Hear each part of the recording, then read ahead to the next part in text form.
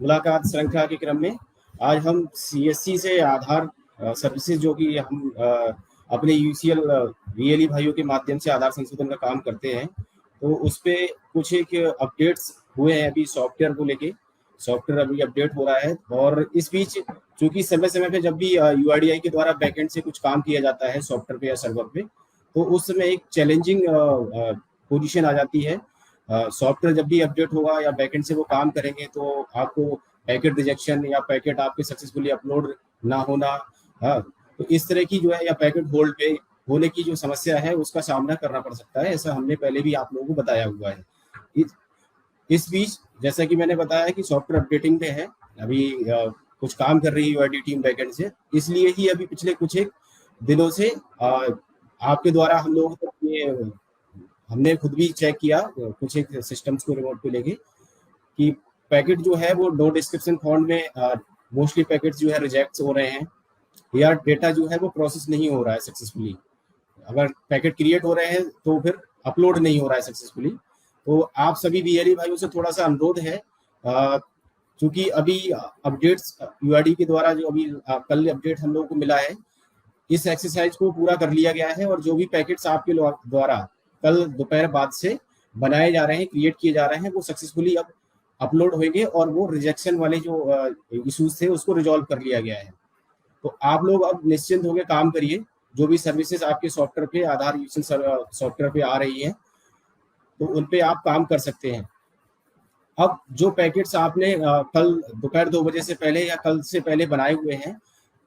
चूंकि हम लोगों ने जिस तरह से मैसेज फ्लोट किया तो सभी वीएलई भाइयों का ये क्वेरी आ रही थी कि सर वो पैकेट्स तो अभी भी रिजेक्ट हैं, वो होंगे नहीं होंगे या दोबारा करना है। तो ऑलरेडी हमने आपको कन्वे किया था, वो पैकेट्स आपको दोबारा से एनरोलमेंट रेजिडेंट्स का नहीं करना है। वो पैकेट जो है रिप्ले रीप्रोसेस हो जाएंगे, बहुत जल्दी ही रीप्रोसेस हो जाएंगे। मोस्ट प्रोबेबली जो है अपकमिंग डेज में जो है वो रीप्रोसेस हो जाएंगे। आपको दोबारा से रेजिडेंट का उन्हें री एनरोल करने की जरूरत नहीं है। आप रेजिडेंट को, चूंकि एक चैलेंज होता है, रेजिडेंट्स जो होते हैं और आप जैसे नॉर्मली काम कर रहे हो तो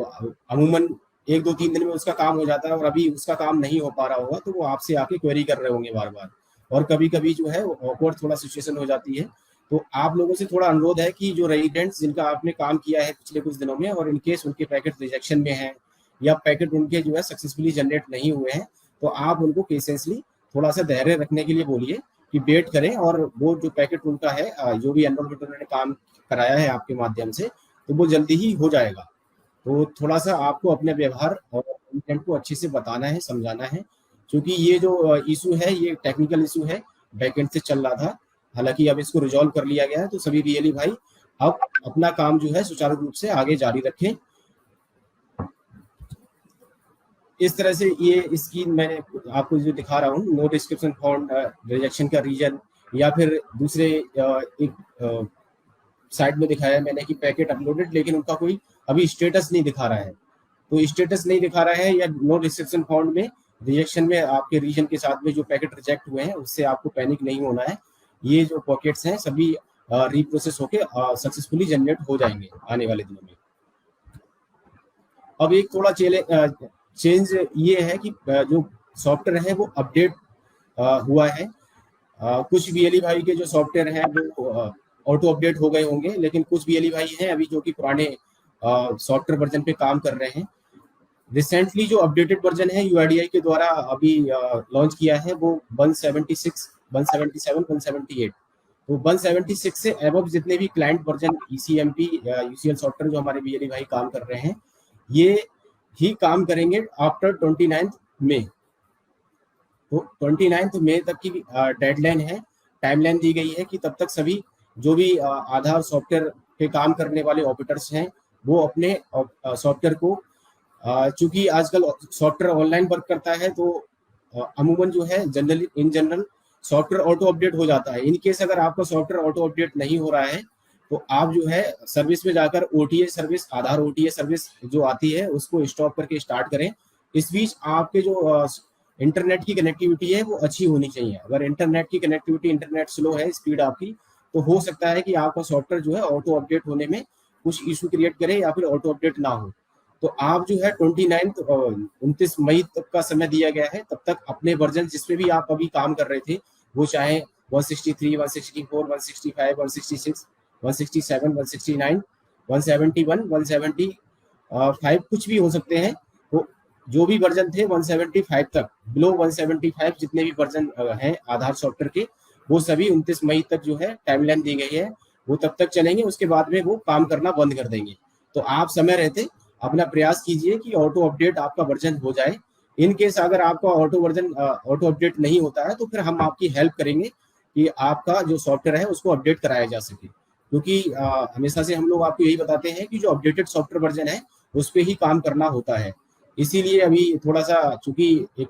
नंबर ऑफ ऑपरेटर्स काम कर रहे हैं आधार इकोसिस्टम में, तो ये भी नहीं कि एक दो दिन में ये एक्सरसाइज कंप्लीट हो जाए। इसीलिए यूआईडीआई जब भी कुछ सॉफ्टवेयर वर्जन अपडेट लेके आता है तो उसमें समय दिया जाता है कि इतने समय तक आप इसको ऑटो अपडेट कर लीजिए, या फिर अपना जो भी एजेंसी या रजिस्ट्रार है उनसे संपर्क करके अपने सॉफ्टवेयर को अपडेट कराइए। तो हम लोग आपकी हेल्प करेंगे इसमें, अगर इनकेस आपका सॉफ्टवेयर अपडेट नहीं होता है। इन बिटवीन अभी हाल फिलहाल में आप जो भी सॉफ्टवेयर पे काम कर रहे हैं, तो ये ना समझे कि हम इस सॉफ्टवेयर में काम कर रहे हैं इसीलिए आपके पैकेट रिजेक्ट हो रहे हैं। ठीक है, तो पैकेट रिजेक्शन का जो रीजन था वो बैकएंड से था। चूंकि सॉफ्टवेयर पे अपडेशन या सर्वर पे अपडेशन का काम यूआईडीआई टेक सपोर्ट टीम के द्वारा किया जा रहा था, टेक्निकल टीम के द्वारा। इसीलिए चाहे अभी जो अपडेटेड वर्जन पे भी काम कर रहे थे उनके भी पैकेट बैकएंड से रिजेक्शन में जा रहे थे। तो सभी बीएलई भाइयों से अनुरोध है आप लोगों का, चूंकि हम लोग जो भी आधार में सीएससी की स्टेट टीम है या डिस्ट्रिक्ट मैनेजर्स हमारे डिस्ट्रिक्ट पे हैं, जब भी कुछ ऐसा चेंज आता है तो आप जो है हम लोगों से संपर्क करते हैं। तो नंबर ऑफ ऑपरेटर्स हैं तो एक साथ जो है पॉसिबल नहीं है कि सभी के सॉफ्टवेयर अपडेट किए जा सके या हो सके। आप लोग पेशेंस रखिए और अपने स्तर से थोड़ा प्रयास कीजिए। अगर इनकेस नहीं होता है तो हम हैं आपके साथ में, आपका सॉफ्टवेयर अपडेट कराएंगे। 29 मई तक आपके जो भी सॉफ्टवेयर वर्जन अभी जिस पे काम कर रहे हैं आप उस पे काम कर सकते हो, और उस पे जो सर्विसेज आ रही हैं अभी अभी आप लोगों ने एक चेंज देखा होगा, हमारे जो भी यूसीएल भाई हैं काम कर रहे हैं यूसीएल क्लाइंट पे, जो अपडेटेड वर्जन है 178, उस पे कुछ एक सर्विसेज को रिस्ट्रिक्टेड कर दिया गया है। उसमें जैसे हम लोग नेम चेंज या डीओबी या जेंडर जो अपडेट कर पाते थे वो सर्विस को बार्ड कर दिया गया है। अब हम उस जो अपडेटेड क्लाइंट वर्जन है उसके माध्यम से नहीं कर पाएंगे। तो सभी बीएलई भाइयों से अनुरोध रहेगा कि इसमें हम लोगों को आपकी सपोर्ट की जरूरत है, और इसको जो है अनदर वे में ना लें कि हमारा तो अब जो है काम ही सारा ठप हो गया, अब क्या काम करेंगे नाम डीओबी और जेंडर चेंज करने का। क्योंकि डीओबी अपडेट हो गया है या फिर नाम चेंज की जो है नाम करेक्शन की एनरोलमेंट्स जो थे अपडेट्स थे वो काफी आपके यहाँ पे रेजिडेंट्स आते होंगे जिनके माध्यम आपके माध्यम से जो कि अपना काम कराते थे। हमें समझना होगा जैसा कि पिछले कुछ एक समय से कंटिन्यूअस पिछले लगभग 1.5 साल से आधार डॉक्यूमेंट गलत लेने पे, डॉक्यूमेंट एरर पे आए दिन ऑपरेटर्स की आईडी सस्पेंड होती थी, और एज पर क्लॉज जो भी पेनल्टी है वो भी इम्पोज होती आ रही थी। और पेनल्टी भी अब यूआईडीआई ने नवंबर 2022 से रिवाइज कर दी थी, जो कि डीओई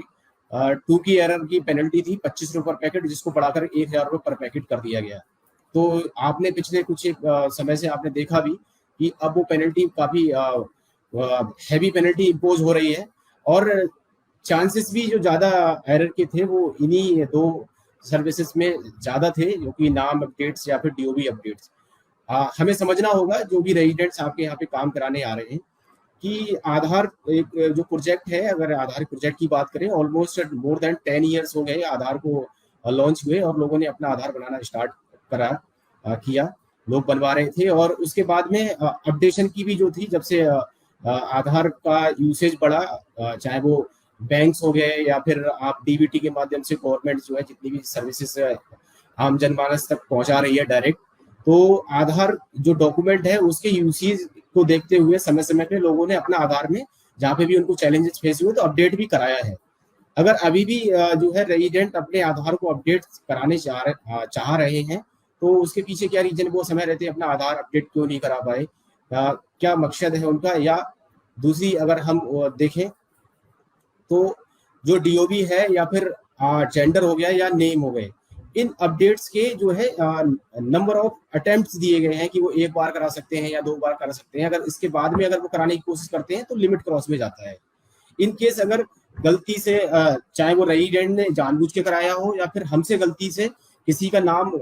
अपडेट हो गया या फिर उसका जेंडर अपडेट हो गया या डीओबी अपडेट एक बार हो गया गलती से, ठीक है, या वो रेजिडेंट ने अपने आप से कराया और उसकी जो लिमिट थी उसको अपडेट कराने की जो चांसेस थे वो कंप्लीट हो चुके हैं, तो आप लोग देखते हो एक बड़ा चैलेंज जो है रेजिडेंट के सामने आ जाता है कि वो अब दोबारा से अपडेट कराना चाह रहा है। भले ही उसका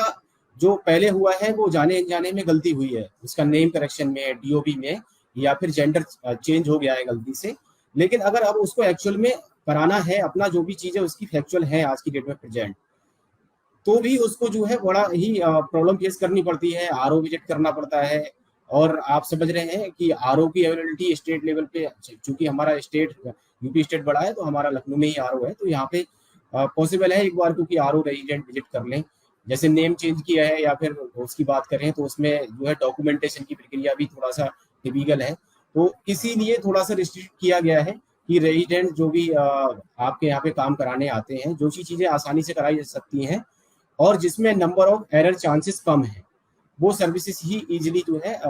लोगों को मुहैया कराई जा सके। तो आधार यूसीएल पे हमारे हम नंबर, मोबाइल नंबर को अपडेट कर रहे हैं अभी और कर भी पाएंगे, और एड्रेस भी अपडेट कर रहे हैं, एड्रेस भी अपडेट कर पाएंगे।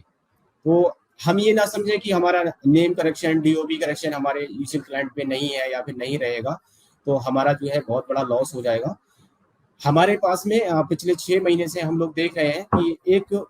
मेजर सर्विस और एक प्रोजेक्ट के रूप में यूआईडीआई ने लॉन्च किया है आधार डॉक्यूमेंट अपलोड सर्विस। जो भी रेजिडेंट जिनके आधार जो है 10 साल से पुराने हो गए हैं और इनकेस उन्होंने कोई भी अपने आधार में डेमोग्राफिक से संबंधित चेंजेस नहीं कराए हैं, इट मीन्स उन्होंने कोई भी पीओआई और पीओए जो उनके आईडी एड्रेस प्रूफ है और वो अगर अपडेट नहीं कराए हैं, तो फिर ऐसे सभी रेजिडेंट्स को दोबारा से अपने आधार में डॉक्यूमेंट अपलोड कराने की जरूरत है।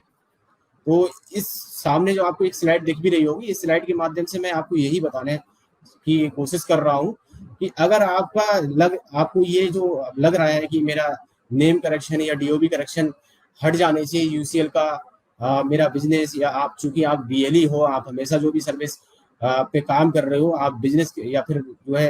एंटरप्रेन्योर हो तो एंटरप्रेन्योरशिप के रूप में देखते हो, तो हमें ये समझना होगा कि यूसीएल में 2 सर्विस कम होने से हमारे पास में एक बड़ा स्कोप है डॉक्यूमेंट अपलोड प्रोजेक्ट पे, और जो भी डिसीजन से मतलब चाहे यूआईडी के एंड से रिस्ट्रिक्शन की गई हैं, वो सीएससी एज ए रजिस्ट्रार जो है उसको फॉलो करने में, और आप जो इकोसिस्टम का पार्ट है, आपसे हमेशा से यही उम्मीद की जाती है कि जो भी डिसीजंस या जो भी एसओपी है, जो ओएम समय समय पे जारी किए जाते हैं यूआईडीआई के द्वारा, उनको फॉलो करना, उनका रेस्पेक्ट करना और उसको आगे लेके चलना हम ही सभी लोगों का जो है एक जिम्मेदारी है, ठीक है। तो आप लोगों से जो भी हमारे बीएलई भाई यूसीएल पे काम कर रहे हैं, अनुरोध है कि सर्विसेज अगर यूसीएल पे आपके कम हुई है तो उसको अनदर वे में ना लें, आप इसको पॉजिटिविटी के साथ में देखें कि आपके साथ में अब पेनल्टी वाला क्लॉज है, चूंकि इस पे हैवी पेनल्टी भी थी ऐसे एरर को करने पे, तो वो पेनल्टी वाले क्लॉज से भी हम दूर रहेंगे। और दूसरा हमारे पास में डॉक्यूमेंट अपलोड वाला, और बात करें अगर मोबाइल नंबर की, अब क्वेरी आ रही है आप लोगों की तरफ से सर मोबाइल नंबर तो ज्यादातर लोगों ने लगवा रखे हैं, आप बिलीव नहीं करोगे जो आंकड़े यूआईडीआई के द्वारा शेयर किए जाते हैं, और अभी भी प्रेजेंट टाइम में अगर हम देखें यूआईडीआई ने जो बताया है, लगभग 30% रेजिडेंट्स अभी ऐसे हैं जिनके मोबाइल नंबर आधार में लिंक नहीं है। तो हमें समझ सकते हैं कि 30% अगर बात हो रही है परसेंटेज में भी, तो नंबर्स कितने होंगे। अगर यूपी में बात करें तो आप करोड़ों में देखिए कि वो करोड़ों में संख्या है। सेम चीज डॉक्यूमेंट अपलोड प्रोसेस पे भी करोड़ों में संख्या है, जो भी रेजिडेंट्स हैं जिनके 10 साल से पहले आधार बने थे और उनके हमें डॉक्यूमेंट अपलोड करने हैं, वो हमारे माध्यम से करा सकते हैं। हालांकि एसएससीपी पोर्टल है, उसके माध्यम से भी वो डायरेक्ट कर सकते हैं, लेकिन चूंकि जो संसाधन है उसकी अवेलेबिलिटी आप समझते हैं, हम लोग गांव लेवल पे, विलेज लेवल पे काम कर रहे हैं, तो जो भी रेजिडेंट आपके आसपास रहते हैं, जिस लेवल पे हमारी रीच है, वो हमारा फेथ है उनपे और वो हमसे काम कराना पसंद करते हैं। तो ट्रांजेक्शन्स को बढ़ाने को लेके जो चैलेंजेस आप सोच रहे हैं या समझने की कोशिश कर रहे हैं, वो चैलेंजेस नहीं आने हैं अगर आप जो स्लाइड सामने दिख रही है इन सभी चीजों को ध्यान में रखते हुए काम करेंगे।